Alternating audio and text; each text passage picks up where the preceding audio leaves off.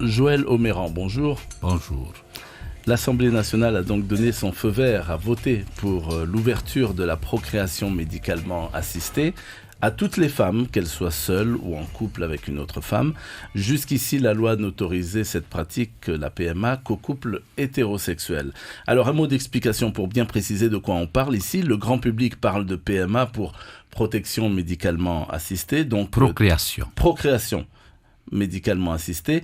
Donc, tandis que les médecins utilisent plutôt l'acronyme AMP pour assistance médicale à la procréation. Les deux termes désignent en tous les cas la même chose, à savoir les techniques médicales consistant à manipuler spermatozoïdes et ou ovules pour aboutir à une fécondation et aider un couple infertile à avoir un enfant. La PMA comprend l'insémination artificielle qui consiste à introduire artificiellement, le sperme du conjoint au niveau du col de l'utérus ou dans la cavité utérine de la femme pour aboutir à la fécondation d'un ovule. Elle comprend la PMA, la fécondation in vitro, qui consiste à recueillir ovules et spermatozoïdes, à procéder donc à une fécondation artificielle. Je reviens vers vous, Joël Oméran. Quelle est donc la position de l'Église ici en Polynésie française sur cette question de procréation médicalement assistée ? D'abord, merci de m'avoir invité. La première chose, c'est de voir comment elle a été votée à l'Assemblée. Sur 577, il n'y avait que 77, 55, et il y a eu un petit contretemps, je ne sais pas comment on pourra dire ça, des gens qui n'étaient pas du tout contents de la manière dont ça a été passé. Bon, je ferme la parenthèse. Alors en Polynésie, ça sera difficile, on ne peut pas être pour. Évidemment, je voudrais d'abord clarifier, ce n'est pas une question d'être contre qui que ce soit. Ce n'est pas du tout ça. C'est quoi, une question de principe ? Ce n'est pas une question de principe, c'est une question de réalité, de vérité. On ne peut pas dire, par exemple, que à cet enfant qui naît, qui va aller à l'école et puis après, et qui voit les autres camarades, qui voit un père et une mère, et puis il rentre à la maison, mais qui est mon père ? Où est mon père ? Et de lui dire que, non, tu as deux mères. Une des deux, il faudra que ce soit peut-être le père. Mais je dirais que c'est contre nature. On est en train d'évoluer, soi-disant, parce que c'est sûr aussi qu'on va nous taxer d'obscurantistes, et puis ainsi de suite. Il faut être dans le vent, il faut être moderne, il faut évoluer. Mais dans quel sens ? Évoluer dans quel sens ? Alors en Polynésie, on ne peut pas accepter parce que ça touche la filiation, pour commencer, et aussi ça touche notre manière de vivre ici en Polynésie. La filiation, c'est important. Le papa tupuna, le poufénois et ce outoua faré qui n'est plus, qui sera renié. Alors, couper un arbre à sa racine, que reste-t-il ? Qu'est-ce que vous dites, par exemple, à un couple de deux femmes, lesbiennes, vous leur dites adopter plutôt ? Eh bien, nous avons le fahamou qui fonctionne très bien. J'étais à Nantes il y a quelques jours. Je suis allé visiter des familles des couples qui ont adopté des Polynésiens. Et c'est sûr que lorsque l'enfant grandit, il est noir ou il est très brun. Et se pose la question qui est mon père, qui est ma mère. Vous voyez, ce sont les conséquences.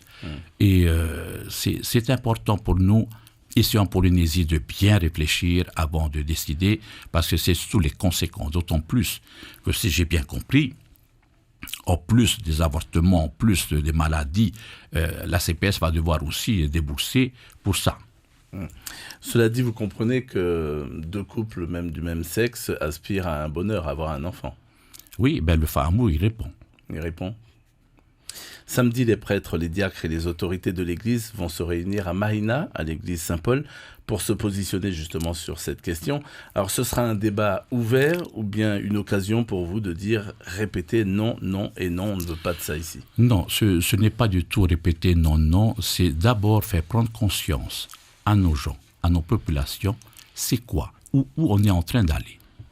et d'arrêter de toujours, ici en Polynésie, ah ben non, c'est Paris qui a décidé, alors on intègre ça, on ne se pose pas trop de questions. C'est le Haïta, on verra après. Non, c'est fini ce temps-là.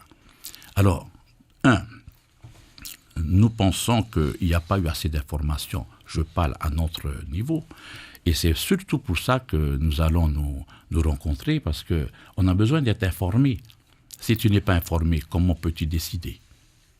Alors, le président de la Conférence des évêques de France a affirmé que ce n'était pas le rôle des évêques de prescrire, entre guillemets, des actions politiques aux catholiques. Et en même temps, les évêques de France ont publié, le 20 septembre dernier, un texte commun pour la procréation, interrogeant le bien fondé de l'extension de la PMA aux couples de femmes et aux femmes seules, et lance un appel à résister collectivement à la fascination de la technique. Vous êtes prêts à aller jusqu'où ? Vous organisez une manifestation, une action ici pour exprimer votre opposition ?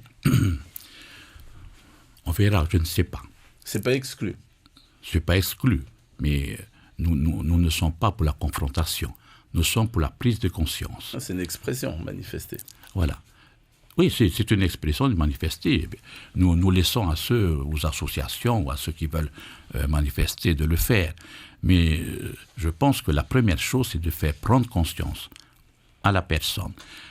Pas seulement catholique, mais chrétien. Là, j'ai eu des contacts avec les protestants et avec les autres. Ce n'est donc pas une question de juste manifester. Mais je pense que l'essentiel, c'est de faire prendre conscience à nos populations et de poser la question, quel genre de famille, quel genre de société voulons-nous avoir et qu'est-ce qu'on veut laisser pour nos générations à venir.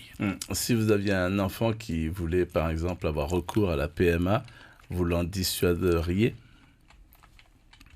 Je vais d'abord discuter pour qu'il puisse me dire quelles sont les raisons et évidemment que j'irai dans le sens de le dissuader, puisque nous avons un autre moyen, l'adoption. Merci beaucoup, Joël Omeran. Je rappelle que vous êtes vicaire général de l'Église catholique en Polynésie. Et on rappelle donc que, samedi, les prêtres, les diacres, les autorités de l'Église... Et les laïcs aussi. Et les laïcs pourront se réunir donc à Mahina, à l'Église Saint-Paul, pour se positionner sur la question de la PMA, la procréation médicalement assistée. Merci. Voilà, merci aussi à vous.